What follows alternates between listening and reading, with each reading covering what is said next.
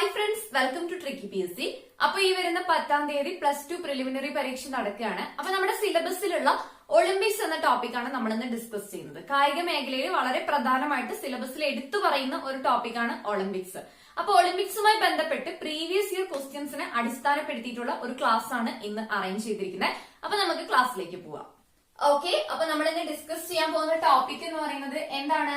Olympics എന്ന് പറയുന്ന ടോപ്പിക്കാണ് അല്ലെ, ഒളിമ്പിക്സ്. ഓക്കെ, എന്താണ് ഒളിമ്പിക്സ്? ഒളിമ്പിക്സ് എന്ന് പറയുന്നത് ഒരു കായിക മാമാങ്കമാണ്, നമുക്കറിയാം അല്ലെ. ലോകത്തിലെ ഏറ്റവും പുരാതനമായിട്ടുള്ള ഒരു കായിക മാമാങ്കമാണ് ഒളിമ്പിക്സ് എന്ന് പറയുന്നത്. പുരാതന ഒളിമ്പിക്സ് ആരംഭിച്ച വർഷം ഏറ്റവും പ്രധാനപ്പെട്ട പോയിന്റ് ആണ് BC 776 BC 776 പുരാതന ഒളിമ്പിക്സ് ആരംഭിച്ചത്. വളരെ പ്രധാനപ്പെട്ട പോയിന്റ് ആണ്. BC 776 പുരാതന ഒളിമ്പിക്സ് ആരംഭിച്ചത്. ആദ്യമായി ഒളിമ്പിക്സ് നടന്നത് എവിടെയാണ്? ഒളിമ്പിയ നഗരത്തിലാണ്. അങ്ങനെയാണ് ആ പേര് വരുന്നത്, ഒളിമ്പിയ നഗരം. ഒളിമ്പിയ നഗരം എവിടെയാണ്? ഗ്രീസിലാണ്. ഗ്രീസിലെ ഒളിമ്പിയ നഗരത്തിലാണ് ആദ്യമായിട്ട് ഒളിമ്പിക്സ് നടന്നത്. BC 776 ഗ്രീസിലെ ഒളിമ്പിയ നഗരത്തിലാണ് ഒളിമ്പിക്സ് നടന്നത് എന്ന കാര്യം ഓർക്കുക. ഓക്കെ ആണല്ലോ. ഇനി നമ്മൾ പറയാൻ പോകുന്നത് ആ പുരാതന ഒളിമ്പിക്സ് നിർത്തലാക്കപ്പെട്ട വർഷം അഥവാ പുരാതന ഒളിമ്പിക്സ് നിരോധിക്കപ്പെട്ട വർഷം എന്ന് പറയുന്നത് BC 393 BC 393 പുരാതന ഒളിമ്പിക്സ് നിർത്തലാക്കിയത്. ആരാണ് പുരാതന ഒളിമ്പിക്സ് നിർത്തലാക്കിയത്? തിയോഡോഷ്യസ് ഒന്നാമൻ എന്ന് പറയുന്ന ഭരണാധികാരിയാണ്. ആരാണ്? തിയോഡോഷ്യസ് ആണ്. തിയോഡോഷ്യസ് ഒന്നാമൻ എന്ന് പറയുന്ന ഭരണാധികാരിയാണ് പുരാതന ഒളിമ്പിക്സ് നിർത്തലാക്കിയത് BC 393. അപ്പൊ ശ്രദ്ധിക്കൂ, BC 776 ആദ്യമായി ഒളിമ്പിക്സ് ആരംഭിക്കുന്നത്. ഗ്രീക്കിലെ ഒളിമ്പിയ നഗരത്തിലാണ് ആദ്യമായിട്ട് ഒളിമ്പിക്സ് നടക്കുന്നത്. BC 393 തിയോഡോഷ്യസ് ഒന്നാമൻ എന്ന് പറയുന്ന ഭരണാധികാരിയാണ് ഒളിമ്പിക്സ് നിരോധിക്കുന്നത്. പിന്നീട് ആധുനിക ഒളിമ്പിക്സ് ആരംഭിച്ച വർഷമാണ് 1896. ആധുനിക ഒളിമ്പിക്സ് ആരംഭിച്ച വർഷമാണ് 1896. ആധുനിക ഒളിമ്പിക്സ് നടക്കുന്നത് എവിടെയായിരുന്നു? അതും ഗ്രീക്കിലെ ഏതൻസിലാണ്. ഗ്രീക്കിലെ ഏതൻസിലാണ് ആധുനിക ഒളിമ്പിക്സ് നടന്നത്. ഗ്രീക്കിലെ ഏതൻസിലാണ് ആധുനിക ഒളിമ്പിക്സ് 1896. അപ്പൊ ഈ 3 വർഷങ്ങൾ ഓർക്കൂ. BC 776 പുരാതന ഒളിമ്പിക്സ് ആരംഭിച്ചു. BC 393 ഒളിമ്പിക്സ് നിരോധിച്ചു. വീണ്ടും ആധുനിക ഒളിമ്പിക്സ് ആരംഭിക്കുന്നത് 1896 ഗ്രീക്കിലെ ഏതൻസിലാണ് ആധുനിക ഒളിമ്പിക്സ് നടന്നത്. ഒളിമ്പിക്സുമായി ബന്ധപ്പെട്ട് വളരെ ബേസിക് ആയിട്ടുള്ള പോയിന്റുകളാണ് പറയുന്നത്. ക്ലിയർ ആണല്ലോ? ഓക്കെ. ആധുനിക ഒളിമ്പിക്സ് ആരംഭിച്ചത് 1896 പറഞ്ഞല്ലേ. 1896 ആധുനിക ഒളിമ്പിക്സ് നടന്നത് ഗ്രീസിലെ ഏതൻസിലാണ്. ഓക്കെ, ഈ 1896 ഒളിമ്പിക്സിലെ ഏറ്റവും പ്രധാനപ്പെട്ട പ്രത്യേകത എന്ന് പറയുന്നത് ഈ ഒളിമ്പിക്സിലാണ് ഒളിമ്പിക്സ് ഗീതം ആദ്യമായി ആലപിച്ചത്. ഓക്കെ, അപ്പൊ ആദ്യമായി ഒളിമ്പിക്സ് ഗീതം ആലപിച്ചത് ആധുനിക ഒളിമ്പിക്സ് 1896 നടന്ന ഏതൻസ് ഒളിമ്പിക്സിലാണ് ഒളിമ്പിക്സ് ഗീതം ആദ്യമായി ആലപിച്ചത്. ഒളിമ്പിക്സ് ഗീതം ചിട്ടപ്പെടുത്തിയ വ്യക്തിയാണ് ഡോൺ സമാരസ് എന്ന് പറയുന്നത്. ഒളിമ്പിക്സ് ഗീതം രചിച്ച വ്യക്തിയാണ് ആരെന്ന് പറയുന്നത്? ഡോൺ സമാരസ് എന്ന് പറയുന്നത്. ഒളിമ്പിക്സ് ഗീതം രചിച്ച വ്യക്തിയാണ് ഡോൺ സമാരസ്. ഒളിമ്പിക്സ് ഗീതം ആദ്യമായി പാടിയത് 1896 ഏതൻസ് ഒളിമ്പിക്സിലാണ്. ക്ലിയർ ആണല്ലോ?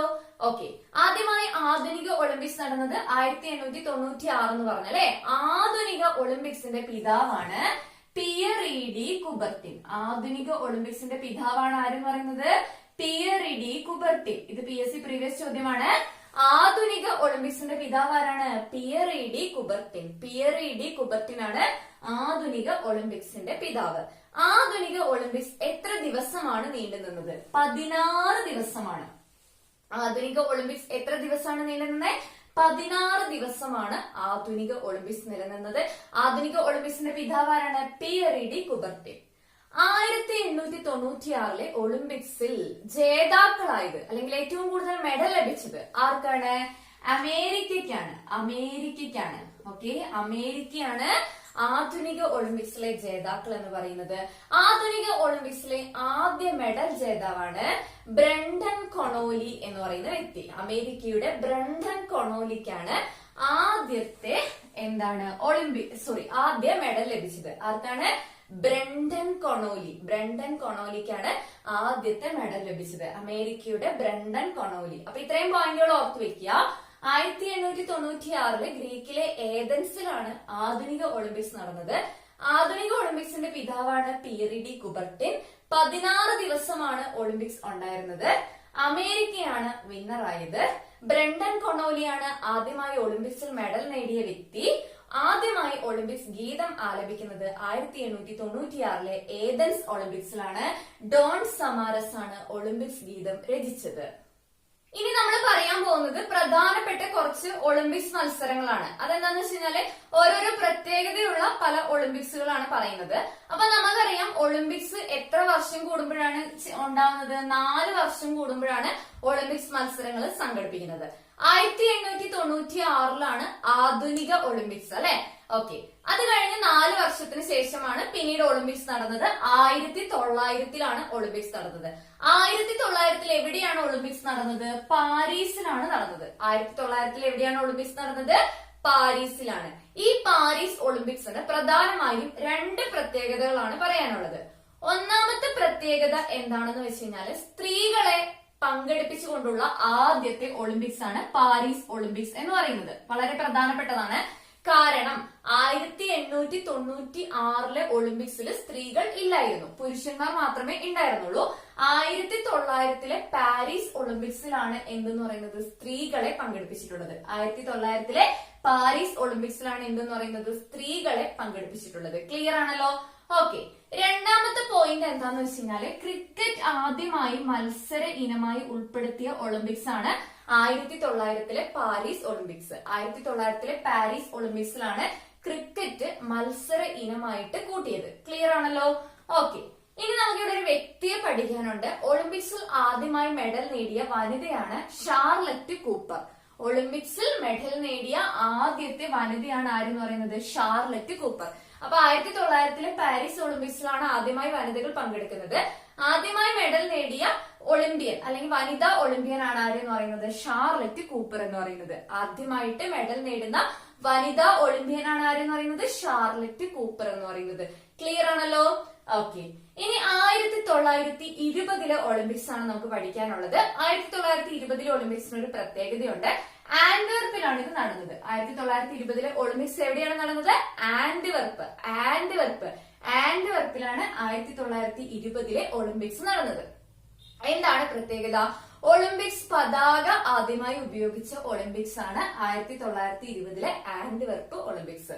ഓക്കെ, ഇതാണ് നമ്മുടെ പോയിന്റ്. ഒളിമ്പിക്സ് പതാക ആദ്യമായി ഉപയോഗിച്ച ഒളിമ്പിക്സ് ആണ് 1920 ആന്റ്വെർപ്പ് ഒളിമ്പിക്സ്. ഇനി ഈ ഒളിമ്പിക്സ് പതാകയുടെ ശില്പി ആരാണെന്ന് PSC ചോദിക്കാറുണ്ട്. അത് വേറെ ആരുമല്ല, ആധുനിക ഒളിമ്പിക്സിന്റെ പിതാവായ പിയറി ഡി കുബർട്ടിൻ തന്നെയാണ് ഒളിമ്പിക്സ് പതാകയുടെ ശില്പി. ക്ലിയർ ആണല്ലോ? അപ്പൊ പിയറി ഡി കുബർട്ടിൻ ആണ് ഒളിമ്പിക്സ് പതാകയുടെ ശില്പി. ക്ലിയർ ആണല്ലോ? അപ്പൊ 1920 ആന്റ്വെർപ്പ് ഒളിമ്പിക്സിന്റെ പ്രത്യേകത എന്താണ്? ഒളിമ്പിക്സ് പതാക ആദ്യമായി ഉപയോഗിച്ച ഒളിമ്പിക്സ് ആണ്. പിയറി ഡി കുബർട്ടിൻ, ആധുനിക ഒളിമ്പിക്സിന്റെ പിതാവായ പിയറി ഡി കുബർട്ടിൻ ആണ് ഒളിമ്പിക്സ് പതാകയുടെ ശില്പി എന്ന് പറയുന്നത്. ക്ലിയർ ആണല്ലോ? എങ്കിൽ 1924 പാരീസ് ഒളിമ്പിക്സ് നോക്കാം. പ്രത്യേകത എന്താണെന്ന് നോക്കാം. 1924 പാരീസ് ഒളിമ്പിക്സിലാണ് ഒളിമ്പിക്സ് ആപ്തവാക്യം ആദ്യമായി ഉപയോഗിക്കുന്നത്. കിട്ടിയോ? 1924 പാരീസ് ഒളിമ്പിക്സിലാണ് ഒളിമ്പിക്സ് ആപ്തവാക്യം ആദ്യമായി ഉപയോഗിക്കുന്നത്. എന്താണ് ഒളിമ്പിക്സിന്റെ ആപ്തവാക്യം? കൂടുതൽ വേഗത്തിൽ, കൂടുതൽ ഉയരത്തിൽ, കൂടുതൽ ശക്തിയിൽ. കൂടുതൽ വേഗത്തിൽ, കൂടുതൽ ഉയരത്തിൽ, കൂടുതൽ ശക്തിയിൽ. ഇതാണ് ഒളിമ്പിക്സിന്റെ ആപ്തവാക്യം. ഒളിമ്പിക്സിന്റെ ആപ്തവാക്യം തയ്യാറാക്കിയ വ്യക്തിയാണ് ഫാദർ ഹെൻറി ഡിഡോൺ. ഒളിമ്പിക്സിന്റെ ആപ്തവാക്യം തയ്യാറാക്കിയ വ്യക്തിയാണ് ഫാദർ ഹെൻറി ഡിഡോൺ. അപ്പൊ എന്താണ് ഒളിമ്പിക്സിന്റെ ആപ്തവാക്യം? കൂടുതൽ വേഗത്തിൽ, കൂടുതൽ ഉയരത്തിൽ, കൂടുതൽ ശക്തിയിൽ. ഇതാണ് ഒളിമ്പിക്സിന്റെ ആപ്തവാക്യം. ഫാദർ ഹെൻറി ഡിഡോൺ ആണ് ഒളിമ്പിക്സിന്റെ ആപ്തവാക്യം തയ്യാറാക്കിയത്. ഒളിമ്പിക്സിന്റെ ആപ്തവാക്യം ഉപയോഗിച്ച ഒളിമ്പിക്സ് എന്ന് പറയുന്നത് 1924 പാരീസ് ഒളിമ്പിക്സ് ആണ്. ക്ലിയർ ആണല്ലോ? എങ്കിൽ അടുത്ത ഒളിമ്പിക്സ് നമുക്ക് പഠിക്കാനുള്ളത് 1928 ആംസ്റ്റർഡാം ഒളിമ്പിക്സ് ആണ്. 1928 ആംസ്റ്റർഡാം ഒളിമ്പിക്സിന്റെ പ്രത്യേകത ഒളിമ്പിക്സ് ദീപം ആദ്യമായി തെളിയിച്ചു. എന്താണ് 1928 ആംസ്റ്റർഡാം ഒളിമ്പിക്സിന്റെ പ്രത്യേകത? ഒളിമ്പിക്സ് ദീപം ആദ്യമായി തെളിയിച്ചു. കിട്ടിയോ? അപ്പൊ ഒരു ഡാമിന്റെ നടുവിലായിട്ട് ദീപം ഇങ്ങനെ തെളിയിച്ചു വെച്ചത് ഇങ്ങനെ സങ്കല്പിക്കുക. അപ്പൊ ആംസ്റ്റർഡാം ഒളിമ്പിക്സിലാണ് ഒളിമ്പിക്സ് ദീപം തെളിയിക്കുന്നത്. 1928 ആംസ്റ്റർഡാം ഒളിമ്പിക്സ്. അടുത്തത് 1936 ബെർലിൻ ഒളിമ്പിക്സ്. എന്താണ്? ദീപശിഖ പ്രയാണം ആരംഭിച്ച ഒളിമ്പിക്സ് ആണ് 1936 ബെർലിൻ ഒളിമ്പിക്സ് എന്ന് പറയുന്നത്. ദീപശിഖ പ്രയാണം ആരംഭിച്ച ഒളിമ്പിക്സ് ആണ് 1936 ബെർലിൻ ഒളിമ്പിക്സ് എന്ന് പറയുന്നത്. ദീപശിഖ പ്രയാണം ആരംഭിച്ച ഒളിമ്പിക്സ് ആണ് 1936 ബെർലിൻ ഒളിമ്പിക്സ്. അപ്പൊ ദീപം തെളിയിച്ചത് 1928 ഒളിമ്പിക്സിലാണ്, ആംസ്റ്റർഡാം ഒളിമ്പിക്സ്. ദീപശിഖ പ്രയാണം ആരംഭിച്ച ഒളിമ്പിക്സ് ആണ് 1936 ബെർലിൻ ഒളിമ്പിക്സ്. എങ്കിൽ 1964 ടോക്കിയോ ഒളിമ്പിക്സ് ഒരുപാട് പ്രാധാന്യമുള്ള ഒരു ഒളിമ്പിക്സ് ആണ്. ടോക്കിയോ ഒളിമ്പിക്സ് എന്താണ്? ആദ്യമായി ഏഷ്യൻ രാജ്യം ഒളിമ്പിക്സിന് വേദിയാകുന്നത് 1964 ടോക്കിയോ ഒളിമ്പിക്സ്. ടോക്കിയോ എവിടെയാണ്? ജപ്പാനിലാണ്. അപ്പൊ ആദ്യമായിട്ട് ഏഷ്യയിൽ എവിടെയാണ് ഒളിമ്പിക്സ് നടക്കുന്നത്? ജപ്പാനിലാണ്. ജപ്പാനിലെ ടോക്കിയോയിലാണ് 1964 ഒളിമ്പിക്സ് നടന്നത്. ക്ലിയർ ആണല്ലോ? ആദ്യമായ ഒരു ഏഷ്യൻ കൺട്രി ഒളിമ്പിക്സിന് വേദിയാകുന്നത് 1964 ടോക്കിയോ ഒളിമ്പിക്സിലാണ്. വളരെ പ്രധാനപ്പെട്ട ഒരു പോയിന്റ് ആണ് അത്. ഇവിടെ പഠിക്കേണ്ട ഒരു കാര്യം, ദീപശിഖ പ്രയാണം ആദ്യമായി ഇന്ത്യയിലെത്തിയത് എപ്പോഴാണ്? 1964. അപ്പൊ ജപ്പാൻ ഏകദേശം നമ്മുടെ അടുത്തുള്ള സ്ഥലമാണല്ലോ. അതുകൊണ്ട് എന്താണ്, നമ്മുടെ ഇന്ത്യയിലേക്കും കൂടി ജപ്പാനിൽ ഒളിമ്പിക്സ് നടക്കുന്ന സമയത്ത് ദീപശിഖ പ്രയാണം എത്തി എന്ന കാര്യം ഓർത്തു വെക്കുക. അപ്പൊ ഇന്ത്യയിലേക്ക് ദീപശിഖ പ്രയാണം എത്തിയത് 1964 1964 ഒളിമ്പിക്സ് നടക്കുന്നത് ജപ്പാനിലെ ടോക്കിയോയിലാണ്. ആദ്യമായ ഒരു ഏഷ്യൻ രാജ്യം ഒളിമ്പിക്സിന് വേദിയാകുന്നത് ജപ്പാനാണ്. 1964 ടോക്കിയോ ഒളിമ്പിക്സ്. ക്ലിയർ ആണല്ലോ? എങ്കിൽ അടുത്ത പോയിന്റ് പഠിക്കാനുള്ളത് 2000 സിഡ്നി ഒളിമ്പിക്സ് ആണ്. 2000 സിഡ്നി ഒളിമ്പിക്സിന്റെ പ്രത്യേകത ദീപശിഖ പ്രയാണം ജലത്തിനടിയിലൂടെ നടന്ന ഒളിമ്പിക്സ് ആണ്. ഓക്കെ, 1936 ബെർലിൻ ഒളിമ്പിക്സിലാണ് ദീപശിഖ പ്രയാണം ആദ്യമായി വരുന്നത്. ജലത്തിനടിയിലൂടെ, വെള്ളത്തിനടിയിലൂടെ ദീപശിഖ പ്രയാണം നടന്ന ഒളിമ്പിക്സ് ആണ് 2000 സിഡ്നി ഒളിമ്പിക്സ് എന്ന് പറയുന്നത്. 2000 സിഡ്നി ഒളിമ്പിക്സിലാണ് ജലത്തിനടിയിലൂടെ ദീപശിഖ പ്രയാണം നടന്നത്. അപ്പൊ ഒന്നുകൂടി ഒന്ന് നോക്കിക്കോളൂ. 1900 പാരീസ് ഒളിമ്പിക്സിന്റെ പ്രത്യേകത സ്ത്രീകൾ പങ്കെടുത്തു. ക്രിക്കറ്റ് മത്സര ഇനമായി ഒളിമ്പിക്സ് മെഡൽ നേടിയ ആദ്യ വനിതാ താരമാണ് ഷാർലറ്റ് കൂപ്പർ എന്ന് പറയുന്നത്. 1920 ആന്റ്വെർപ്പ് ഒളിമ്പിക്സിന്റെ പ്രത്യേകത ഒളിമ്പിക്സ് പതാക. ഒളിമ്പിക്സ് പതാകയുടെ ശില്പിയാണ് പിയറി ഡി കുബർട്ടിൻ. 1924 പാരീസ് ഒളിമ്പിക്സിന്റെ പ്രത്യേകത ഒളിമ്പിക്സ് ആപ്തവാക്യം വന്നു. ഒളിമ്പിക്സിന്റെ ആപ്തവാക്യം എന്താണ്? കൂടുതൽ വേഗത്തിൽ, കൂടുതൽ ഉയരത്തിൽ, കൂടുതൽ ശക്തിയിൽ. ഫാദർ ഹെൻറി ബിഡോൺ ആണ് ഒളിമ്പിക്സ് ആപ്തവാക്യത്തിന്റെ ശില്പി. 1927 ആംസ്റ്റർഡാം ഒളിമ്പിക്സിലാണ് ഒളിമ്പിക്സ് ദീപം ആദ്യമായി തെളിയിക്കുന്നത്. 1936 ബെർലിൻ ഒളിമ്പിക്സിലാണ് ദീപശിഖ പ്രയാണം ആരംഭിക്കുന്നത്. 64 ടോക്കിയോ, ജപ്പാനിൽ നടന്ന ടോക്കിയോ ഒളിമ്പിക്സ് ആണ് ആദ്യമായിട്ടൊരു ഏഷ്യൻ രാജ്യം ഒളിമ്പിക്സിന് വേദിയാകുന്നത്. കൂടാതെ ഭാരതത്തിൽ ഒളിമ്പിക്സ് ദീപശിഖ പ്രയാണം എത്തുന്നതും 1964 2000 സിഡ്നി ഒളിമ്പിക്സിലാണ് ഒളിമ്പിക്സ് ദീപശിഖ പ്രയാണം ജലത്തിനടിയിലൂടെ കടന്നു പോകുന്നത്. കിട്ടിയോ? ഒളിമ്പിക്സുമായി ബന്ധപ്പെട്ട് PSC ചോദിച്ച കുറച്ച് പ്രീവിയസ് ഇയർ ചോദ്യങ്ങളുമായി ബന്ധപ്പെട്ട കുറച്ച് കാര്യങ്ങളാണ് പറയുന്നത്. ഒന്നാമത്തെ കാര്യം എന്ന് പറയുന്നത് ഒളിമ്പിക്സ് മ്യൂസിയം സ്ഥിതി ചെയ്യുന്നത് എവിടെയാണ്? ഒളിമ്പിക്സ് മ്യൂസിയം സ്ഥിതി ചെയ്യുന്നത് എവിടെയാണ്? ലൊസൈനിലാണ്. ഒളിമ്പിക്സ് മ്യൂസിയം സ്ഥിതി ചെയ്യുന്നത് എവിടെയാണ്? ലൊസൈനിലാണ്. ഒളിമ്പിക്സ് മ്യൂസിയം സ്ഥിതി ചെയ്യുന്നത് ലൊസൈനിലാണ്. ഇത് ഇമ്പോർട്ടന്റ് ആണ്. ഇനി ചോദിക്കാൻ സാധ്യതയുള്ള ഒരു കാര്യമാണ് ഈ ഒളിമ്പിക്സ് മ്യൂസിയം എന്ന് പറയുന്നത്. എവിടെയാണ് സ്ഥിതി ചെയ്യുന്നത്? ലൊസൈനിലാണ്. ഒളിമ്പിക്സ് മ്യൂസിയം സ്ഥിതി ചെയ്യുന്നത് ലൊസൈനിലാണ്. ഇനി ഒളിമ്പിക്സില് എന്താണ് മാർച്ച് പാസ്റ്റിൽ ഏറ്റവും മുന്നിൽ നിൽക്കുന്ന രാജ്യം എന്ന് പറയുന്നത് എപ്പോഴും ഗ്രീസ് ആയിരിക്കും. ഒളിമ്പിക്സ് മാർച്ച് പാസ്റ്റിൽ എപ്പോഴും മുന്നിൽ നിൽക്കുന്ന രാജ്യം ഏതാണ്? ഗ്രീസ് ആണ്. ഒളിമ്പിക്സ് മാർച്ച് പാസ്റ്റിൽ ഏറ്റവും പുറകിൽ നിൽക്കുന്ന രാജ്യം എന്ന് പറയുന്നത് ആതിഥേയ രാജ്യമാണ്.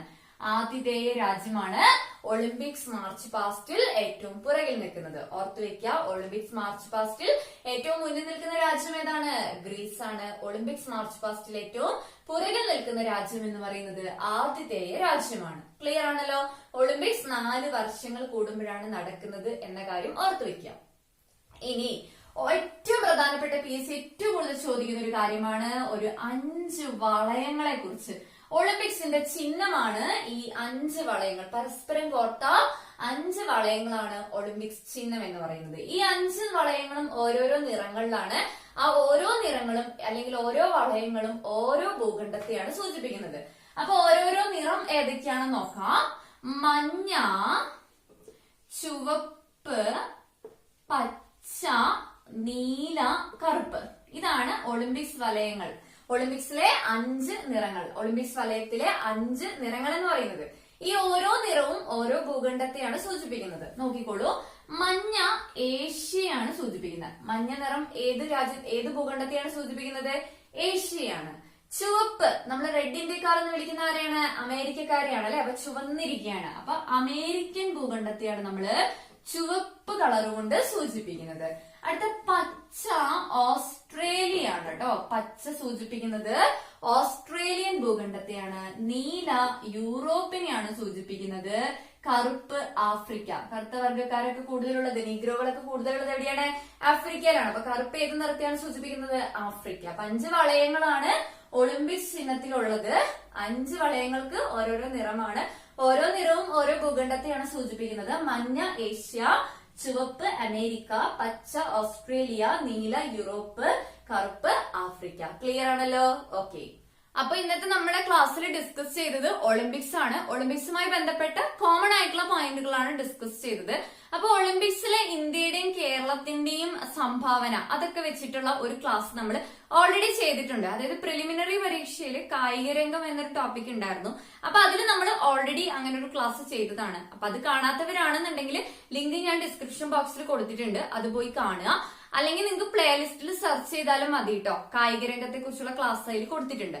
ഓക്കെ. അപ്പൊ ഇന്ന് നമ്മൾ പറഞ്ഞ പോയിന്റുകളൊക്കെ സ്കിപ്പ് ചെയ്യാതെ പഠിക്കുക. പരീക്ഷയ്ക്ക് ഒരു ചോദ്യമെങ്കിലും വരുന്നുള്ള കാര്യത്തിൽ ഒരു സംശയവും വേണ്ട.